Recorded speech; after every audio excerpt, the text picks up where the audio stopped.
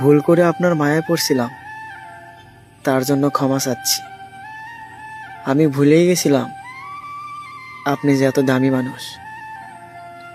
একটা সত্যি কথা কি জানেন, আপনার অভিনয়টা আমি বুঝতে পারিনি। আমি ভাবছিলাম আপনিও আমাকে সত্যিই ভালোবাসেন, ঠিক আমার মতো। আমি ভুলেই গেছিলাম বেশি ভালোবাসলে মানুষ অবহেলা করে। আপনাকে তো আমি কম ভালোবাসি না, সবসময় চেয়েছিলাম আপনাকে হাসি খুশি রাখতে। আপনিও আমাকে বলেছিলেন কখনো আপনি আমার চোখের পানি ফেলতে দেবেন না। আর এখন এমন একটা পরিস্থিতির মধ্যে রাখছেন, সারা দিন রাত শুধু কান্না করতে হয়। আসলে আপনার জন্য আমি কান্না করতাম না, আপনার জন্য আমার কষ্টও হতো না। আপনার মায়ায় পড়ছি তো, এজন্য আসলে ভুলে থাকতে পারি না। মায়া এমন একটা জিনিস জানেন, যার প্রতি আসে সে ইচ্ছা করেই বোঝে না। আপনাকে ভালো না বাসলে হয়তো কখনোই বুঝতাম না আমিও কাউকে বেহার মতো ভালোবাসি। আপনাকে ভালোবেসে একটা জিনিস শিখতে পারলাম, বেশি ভালোবাসলেই আপন হওয়া যায় না। প্রথম প্রথম আপনি যতটা ভালোবাসা দিয়েছেন, এটা যদি মৃত্যুর আগ পর্যন্ত দিতেন তাহলে আমার মতো সুখী কেউ হতো না।